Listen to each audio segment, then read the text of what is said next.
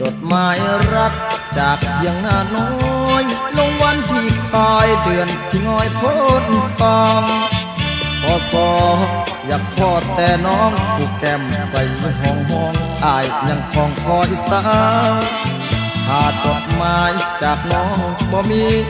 มิตรใดมิตรดีลืมละตีสู่เก่าคนทางอีสานบ้านเฮายังคอยน้องสาวอูนอเจ้าอยู่ใสหากน้องได้อ่านจอมอคิดพ่อบ่นอว่าลายมือพัน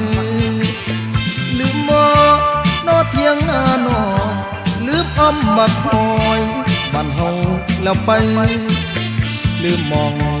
ที่น้องเลี้ยงควายได้รับจดหมายตอบให้อ้ายหูแน่